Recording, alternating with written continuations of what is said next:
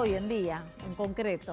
En los Estados Unidos hemos visto cómo ha tenido varios días envueltos en qué era de los resultados de las elecciones. Finalmente, entonces, y aparentemente por el momento, hay que ver el conteo definitivo, pero el presidente electo es Joe Biden. Sin embargo, Donald Trump todavía no acepta la derrota y eso también mantiene en suspenso qué es lo que sucede en ese país. Si hablamos de calidad democrática, ¿qué es lo que sucede en nuestro país cuando se revisan una y otra vez las diferentes cosas que ya están instauradas? La semana pasada, ¿se acuerdan que era la discusión en la opinión pública sobre las PASO, si las PASO sí, las PASO no? Esta semana parece si la reelección de intendentes sí, la reelección de intendentes no. Todo el tiempo en revisión cosas que ya se instauraron. También entra en la calidad democrática, si uno lo puede pensar, esa información cultural necesaria para las sociedades en momentos tan especiales como, por ejemplo, este 2020 atravesado por una pandemia, sobre la importancia de las vacunas. Las vacunas, ahora que empieza a haber un montón de información y avance de cada una de ellas, hay una oleada de personas que dicen que no quieren vacunarse. Quizás lo que hace falta es información que llegue a las personas, de ver de qué manera, qué herramienta utilizar para dar conciencia, para concientizar sobre la importancia de la vacunación.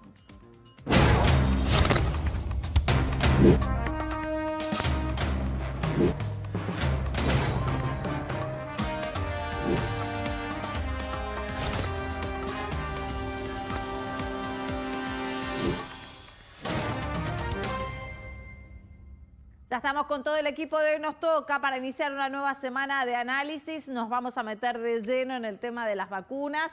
Desde que se conoció, por supuesto, la adquisición del gobierno del Estado argentino de vacunas rusas, también empezaron a aparecer la información de que todos los estados tratan de garantizarse las dosis necesarias, al menos para poder vacunar a la población de riesgo. En el caso del Estado argentino, tiene diferentes charlas y convenios con diferentes vacunas. Hoy se conoció que la vacuna de Pfizer y BioNTech tienen un 90% de efectividad, de generar anticuerpos entre la primera dosis y la segunda. Tienen 28 días de diferencia entre una y otra y eso parece tener resultados bastante importantes en los voluntarios de las que se viene aplicando. Son todas vacunas que están en fase 3, que igualmente tienen que terminar de completar esa determinación, esos estudios, pero ya el avance es significativo. Sin embargo, en las conversaciones que se dan a diario y en la opinión pública en general, empieza a escucharse, para mí un asombro, ¿no? Extrañamente, esto de yo no me la doy todavía, no sé, no estoy tan seguro de la vacuna, no sé si les pasó en las diferentes charlas, pasa. Pero que va más allá de la rusa, ¿eh? No, pasa y creo que es porque la grieta llegó a las vacunas directamente. Hay dos anécdotas muy breves que voy a contar. Una que es cuando se llegó la epidemia de sarampión a principios de los 90. Yo ya había tenido sarampión y me tuve que vacunar igual. Y no hubo discusión. Había que vacunarse y te vacunas, nene. Y la segunda, cuando llegó la epidemia de meningitis, que estaba matando muchísimos chicos en el año 93, 94, y el gobierno nacional compró una tanda gigantesca de vacunas de meningitis, que eran 2 dosis, una en el brazo y otra en la nalga, a Cuba. Y nadie dijo, es la vacuna cubana, vamos a salir todos comunistas. Claro. Había que dársela a los chicos para que no se murieran, pero claro, en esa época no existían las redes sociales, ¿no? Obviamente. Desconozco si el manto de sospecha generalizado viene por temor, por falta de información o por este acelere que se dan Es el acelere. en la vacuna. ¿Vos decís Porque que es sí, eso? está la grieta, como dice Nico, es real, lo ves en las redes sociales, gente que te dice, no, yo desconfío de un país como Rusia, que no transparenta sus informes, China es una autocracia, no quiero saber nada con esos estados y cree más en las empresas. Pero otros no, te dicen las vacunas de las empresas mejor no, me voy a dar las que hacen Rusia y China. La realidad es que la mayoría del temor está en esto de que se quemaron etapas por la emergencia de la pandemia, ¿no?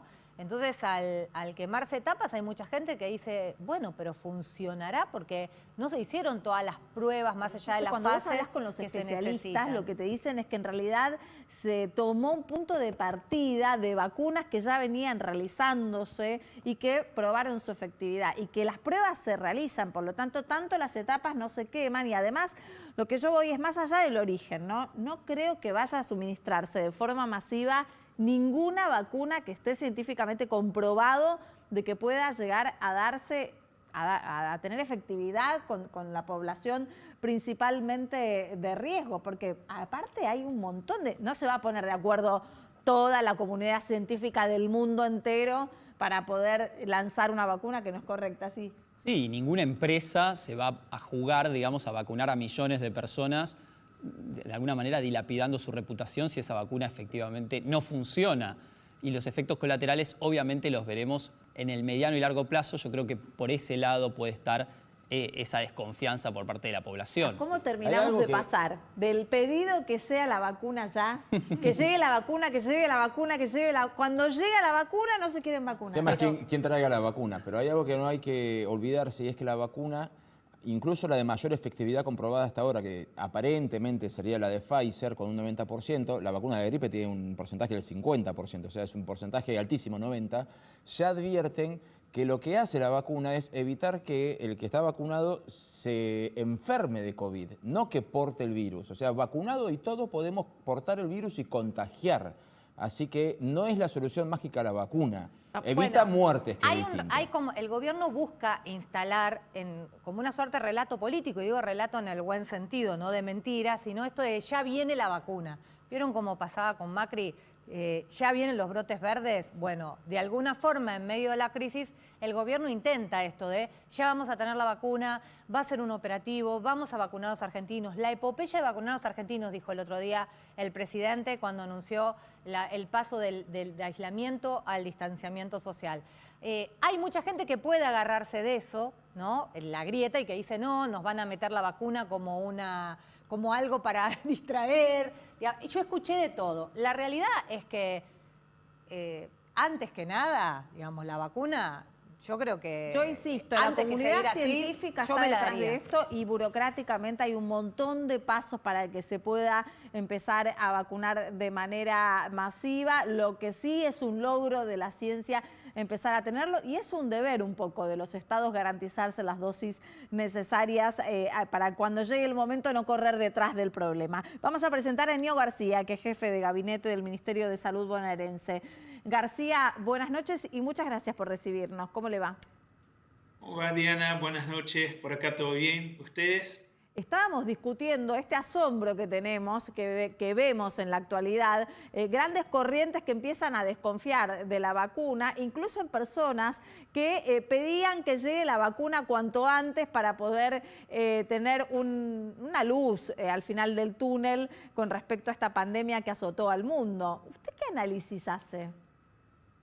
Sí, mira, yo creo que la desconfianza es normal. Las vacunas tardan, Diana, más o menos entre 1 año y 2 años para terminar las fases de evaluación, pero el contexto que estamos, hubo una aceleración muy grande, igual con mucha responsabilidad de muchas industrias, del sistema científico, poniendo el foco sobre ese tema, que es el tema de agenda mundial, ¿no? Y por suerte, la verdad que... ni el más optimista y la más optimista pensaban, ¿no?, que íbamos a poder llegar a tener una vacuna tan pronto, ¿no? Porque hay tantas enfermedades, para ir más lejos, por ejemplo el VIH, ¿no?, que no tiene vacunas y que logremos una vacuna contra el coronavirus en menos de 1 año o cerca de 1 año, la verdad que es impensado. Pero bueno, esperamos que sea efectiva. Los resultados preliminares van mostrando eso. Hoy hubo el anuncio de Pfizer, está también la vacuna rusa que también parece tener resultados promisores. Creo que vamos por buen camino y más allá de la desconfianza también está eso que ustedes estaban hablando de una esperanza, ¿no?, en el medio de ese caos que generó en nuestras vidas, ¿no?, la pandemia, tener alguna esperanza, alguna perspectiva futuro de salida de eso. Ahora, García, los diferentes gobiernos, ¿no? En el caso de usted, en la provincia, pero me imagino que habla también con sus pares a nivel nacional, ¿empiezan a evaluar de qué forma, de qué manera cultural ir educando a la gente de la importancia de sí darse la vacuna, de confiar en la ciencia? Sí, de hecho en Argentina la cuestión de la vacunación en general está bastante aceitada. Argentina es un país que tiene un calendario de vacunación muy amplio, uno de los más amplios de la región, o el más amplio si no estoy equivocado. Hay mucha adherencia, las coberturas en general son altas, más allá de las dudas que puede generar esa vacuna específicamente, la mayoría de la gente adhiere a las campañas de vacunación. En ese caso, bueno, hay que seguir reforzando. Yo escuchaba también que ustedes hablaban, y es un tema también que está en la agenda de debate, el tema de la obligatoriedad. Y vos mismo, Diana, planteaste algo que es crucial. La obligatoriedad siempre está puesta desde el lado del Estado. El Estado es obligado, ¿no? Cuando esa vacuna se incorpora al calendario, el Estado está obligado a garantizar la provisión, el acceso. Después, bueno, las personas lo que tienen que hacer es adherir, ¿no? Claro. En Argentina hay una buena adherencia y hay que entender en esa adherencia que, bueno, la vacuna juega un doble rol. Uno es la protección individual que da al individuo que recibió la vacuna, de que va a estar inmunizado y no se va a enfermar, pero también está la cuestión de la inmunización colectiva, ¿no? Lo que se llama la inmunidad de rebaño, que bueno, ahí también hay una responsabilidad colectiva de que si yo me vacuno y genero esa inmunidad de rebaño, estoy protegiendo a aquellos que no se pueden vacunar. En ese caso, por ejemplo, las vacunas contra el COVID todavía no se están probando en menores. Entonces, bueno, es una manera, por ejemplo, en ese contexto, de proteger a los menores, para ejemplificar nomás, ¿no? García, no sé si usted está escuchando, pero Nicolás venía mencionando algo de que uno puede ser, que aún teniendo la vacuna, uno puede ser portador, pero no enfermarse. ¿Cómo es ese tema? Claro, Me gustaría que nos era confirme. casualmente lo que le quería preguntar, doctor. Por lo menos respecto de la de Pfizer y de alguna vacuna más, explicaban que lo que se evita es que una persona se enferme de COVID, por lo cual se evita la muerte de personas de riesgo, pero que así todo hay que mantener todavía las políticas, aunque estemos todos vacunados, hay que mantener todavía las políticas de distanciamiento e higiene, porque uno puede ser portador del virus y contagiarlo. ¿Esto es así? Sí, eso puede pasar, ¿no? Hay que ver los resultados de fase 3, cuántas personas por ahí aún vacunadas y entrando en contacto con el virus puede contagiar. Igualmente, eso que vos planteás es muy interesante en ese contexto. ¿Por qué? Porque con la llegada de la vacuna empieza por ahí algunos sectores, bueno, listo, se termina la pandemia, podemos volver a nuestra vida normal pre-pandemia, y eso no es tan así. La vacuna nos va a poner en otro lugar, un lugar mucho mejor que el que estamos hoy. De hecho, nos va a prevenir lo que está pasando en Europa hoy, esa segunda ola que está destrozando de vuelta los sistemas de salud europeos. Nos va a poner en otro lugar para enfrentar esa situación. Ahora, eso no quiere decir que, bueno, llegó la vacuna, listo, no vamos a tener más medidas de distanciamiento, las medidas de... No, eso va a seguir por un tiempo, hay que acostumbrarse, por lo menos por un tiempo, con esa nueva normalidad, hasta que podamos retomar esa vida prepandémica. Va a tardar un tiempito, pero bueno, igual vamos a poder volver a la escuela, vamos a poder volver a la cotidianidad del trabajo con algunos cuidados, pero vamos a poder volver. Pero bueno, es importantísimo mantener eso que están diciendo de el distanciamiento, el uso de barbijo, todavía va a seguir vigente más allá de la vacuna. Sí, Giselle. Sí, ¿qué tal, Enio? ¿Cómo se determina? Hablan del 90% de efectividad de la vacuna de Pfizer. ¿Cómo se determina, cómo se mide cuál es la más efectiva? Sí, eso va con los ensayos clínicos de fase 3, ¿no? Que el primero que determina la efectividad. La Organización Mundial de la Salud está planteando la aprobación de emergencia de vacunas que tengan hasta el 70% de efectividad. Después entra, cuando la vacuna es aprobada, lo que llamamos de fase 4, que es probar la vacuna masivamente en la población general, y ahí es donde se corrigen cuestiones de efectividad, de efectos adversos, que eso pasa con la vacuna y con cualquier medicamento, ¿no? O sea, la fase 3 es una aprobación y una población todavía chica comparada a la población que efectivamente va a usar el producto. Pensá que Rusia, que es un lugar que está haciendo una fase 3 con mucha gente, más de 40.000, pero después nosotros, solo en la provincia de Buenos Aires, para que tengan una idea, en una primera etapa estamos pensando en vacunar a 6 millones de personas, ¿no? Entonces, bueno, una cosa es vacunar 40.000, otra cosa 6 millones. Claro. Ahí se empieza a ajustar un poco esos datos, que en fase 3 son muy precisos, pero bueno, algún otro ajuste siempre hay. Sí, Enio, hoy se conoció la noticia de Pfizer, pero es cierto también que está la vacuna rusa. Esta semana probablemente se conozcan noticias sobre la vacuna de Moderna, entre otras. Me pregunto si los argentinos van a tener la posibilidad de elegir con qué vacuna justamente vacunarse, o va a ser una decisión que toma el gobierno. Sí, en ese momento va a ser muy difícil que se elija, porque las vacunas que tengamos acceso son las que van a estar. De hecho, se habla mucho de la vacuna rusa, no es la única vacuna que se está negociando desde Argentina. Bueno, el presidente ya anunció la de AstraZeneca, que de hecho se va a producir parte de la vacuna acá. Está la de Pfizer, que también hay una promesa por el tema de los ensayos clínicos que se hicieron acá, de que Argentina va a tener acceso a algunas dosis. Entonces, hay muchos frentes de negociación y yo creo, más que creo, yo estoy seguro que vamos a empezar a vacunar con la primera vacuna que esté aprobada y que tengamos el acceso, ¿no? Después, en una segunda etapa, cuando el desarrollo de las vacunas esté como más homogéneo en el mundo, ¿no? Es muy posible que como Estado elijamos la vacuna que cierra más en términos de logística, de costo-efectividad, y esa será la que, bueno, el Estado comprará de ahí para adelante. Después puede entrar la cuestión del mercado también. Las farmacias, las prepagas, que pueden comprar vacunas siempre y cuando estén aprobadas, y bueno, el usuario por ahí podrá elegir. No es muy común el tema de elegir vacunas, porque generalmente son 1 o 2 empresas las que producen. En el caso del coronavirus hay como 150 en desarrollo en el mundo, es una cuestión muy inédita, pero yo creo que al final eso se va a decantar, van a quedar algunas, ¿no? Y va a pasar como pasa con cualquier vacuna, el Estado compra y hace la distribución gratuita de eso. Creo que va a seguir por ese camino. García, la comunidad científica internacional está haciendo un esfuerzo enorme con respecto a la vacuna desde el inicio, durante todo este tiempo, pero hay desconfianza específicamente de la vacuna rusa, como si el origen pudiese poner mayor o menor efectividad. ¿Usted por qué cree que existe eso? Sí, mira, yo creo que lo que pasó con la vacuna rusa es que más allá de cualquier aspecto ideológico, que los hay, pero yo sinceramente creo que los hay en menor escala.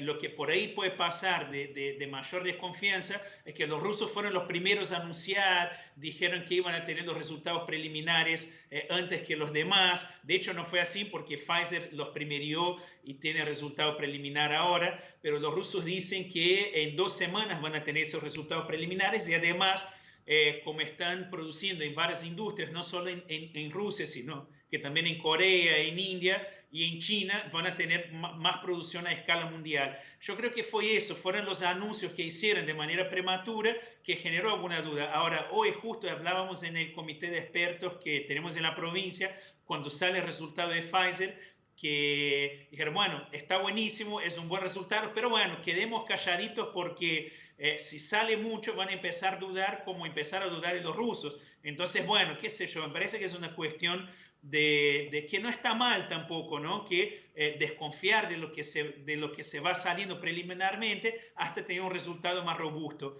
Pero bueno, insisto, que cualquier vacuna que se aplique en el territorio argentino va a tener la aprobación. No vamos a vacunar masivamente sin tener la aprobación. Entonces vamos despacito. Si llega la rusa, si llega la de Pfizer, si llega la de Moderna, la China, no importa. La que llega va a llegar con una aprobación, va a tener que pasar por ANMAT y nosotros vamos a trabajar para aplicarla de la manera más rápida posible. Discutíamos eso con Nicolás antes de empezar el programa. Si todas las vacunas tienen que ser aprobadas por el ANMAT. Sí o no, obviamente que tienen que ser aprobadas por el ANMAT, pero que antes el ANMAT veía básicamente lo que hacía la FDA, y ahora la FDA también fue destrozada por Trump, entonces hay que mirar un poquito más a Europa. Pero más allá de eso, le quería preguntar, doctor, por un número que se dio a conocer en los últimos días, y es que en los 8 meses de cuarentena hubo cerca de 3.000 fiestas clandestinas, y que hoy uno de los pocos rubros que quedan sin protocolos todavía son precisamente los boliches, y con la temporada de verano acá a la vuelta ya. ¿Tienen algún estudio en la provincia de Buenos Aires de cómo van a ser, si va a haber boliches, si no va a haber boliches, quiénes tendrán privilegios, quiénes no?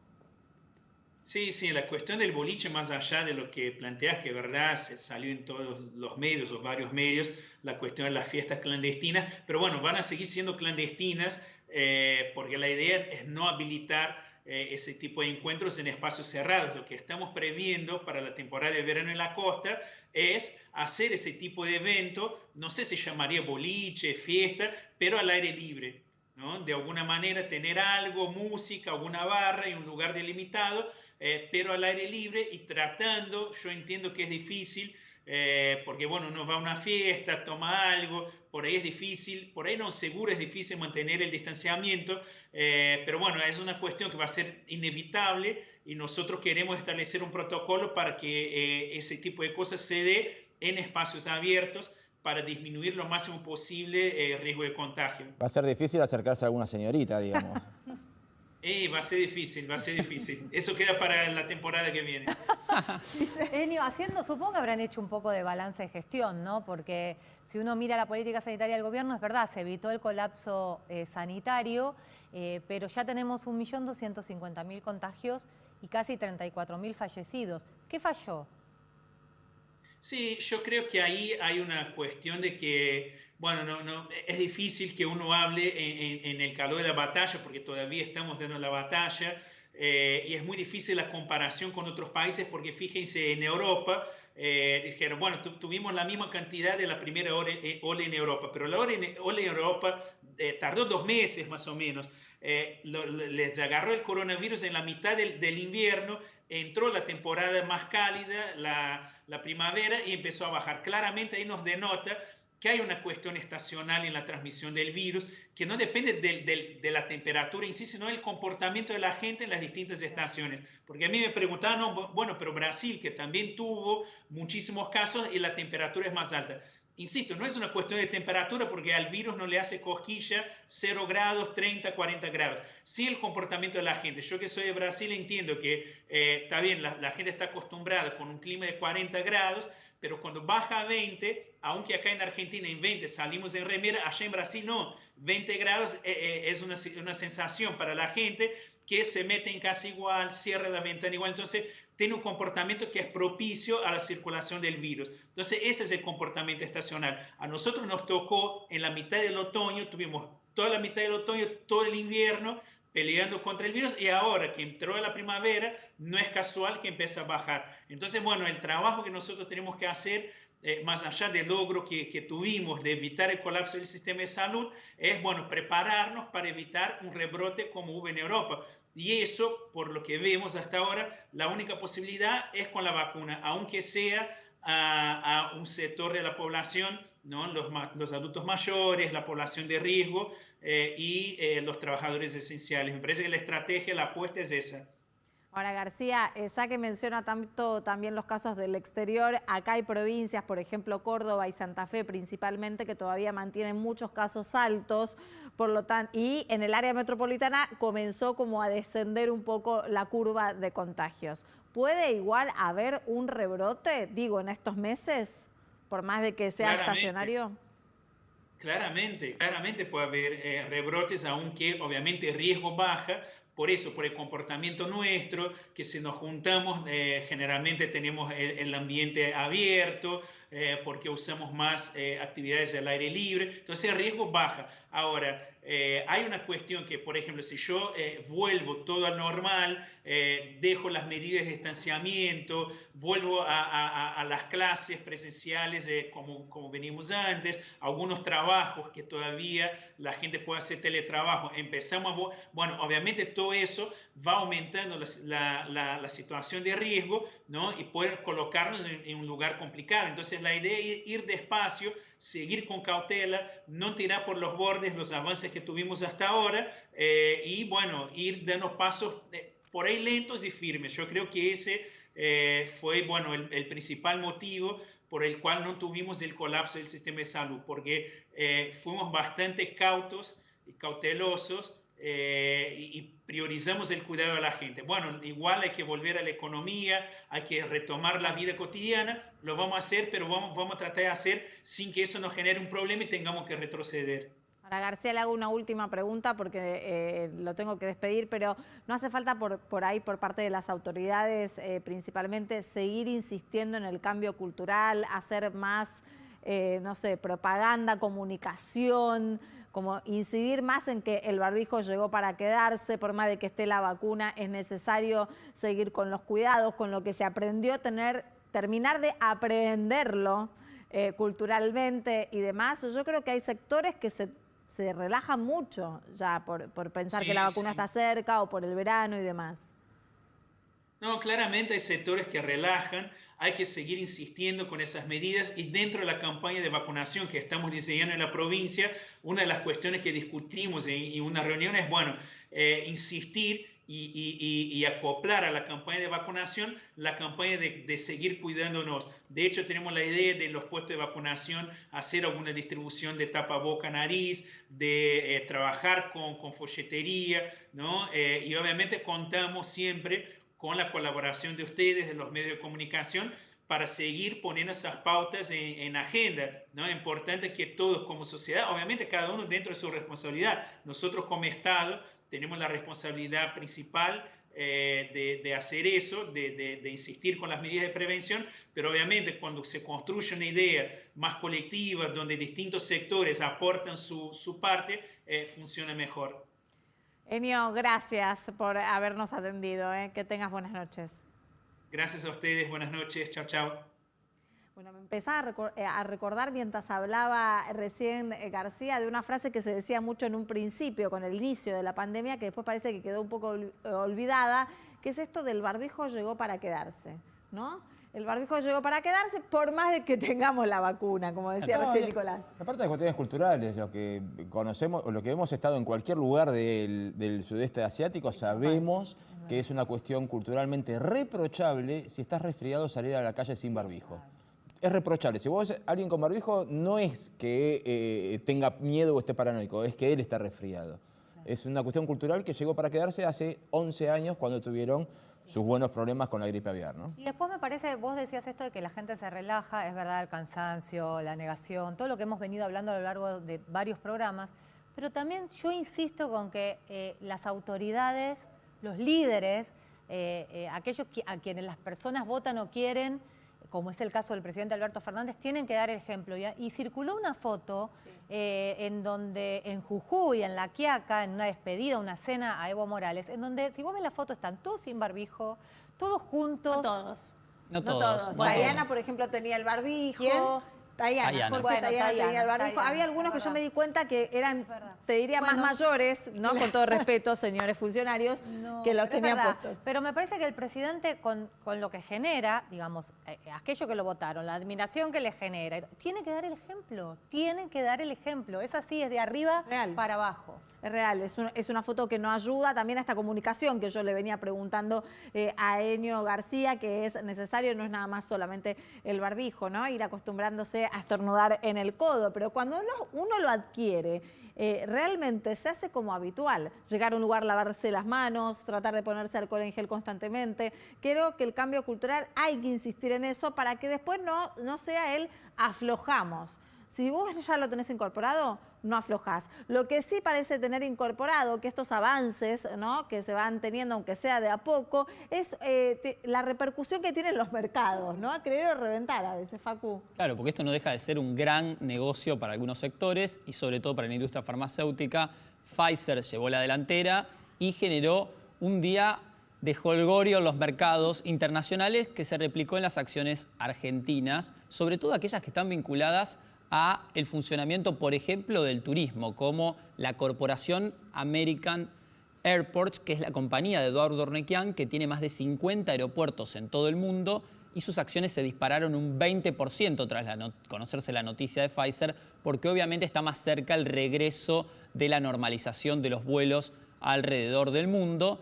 Por el contrario, algunas acciones como la de Mercado Libre cayó un 8%. ¿Y eso porque la gente va a dejar de comprar por internet? Y porque en algún punto va a volver cierta normalidad, la gente va a poder volver a los shoppings y se calcula que de esa forma van a de hecho crecieron las acciones de IRSA, que es la mayor propietaria de shoppings de la Argentina, y todo lo que es el e-commerce va no a caer, sino a desacelerar su crecimiento. Igualmente hay que reconocer que Mercado Libre la semana pasada creció más de un 20%, entonces solamente una corrección, como se conoce en el mercado, la caída del día de hoy. Paco, me causaba gracia que hoy en la charla de producción me decían que las acciones de Zoom, esa plataforma con la que uno empieza a interactuar constantemente en esta cuarentena, que subió de golpe, se hicieron millonarios, bueno, ahora resulta que bajaron. Sí, cayó más de un 10% el día de hoy, justamente por lo mismo, porque vuelve la presencialidad en el corto, mediano plazo, o al menos abre la puerta para que eso suceda en el corto plazo. Qué error de percepción, ¿no?, de la gente. O sea, ¿quién va a abandonar la comodidad de una reunión de su casa después de probar durante 8 meses que las reuniones funcionan igual a través de Zoom? ¿Quién va a saber qué es lo que pasa mañana en este mundo tan incierto, este 2020 tan incierto? Vamos al corte, a la vuelta vamos a discutir y a adentrarnos principalmente en la política internacional y en la Argentina. ¿Qué pasa con la calidad democrática en el mundo? Ya venimos.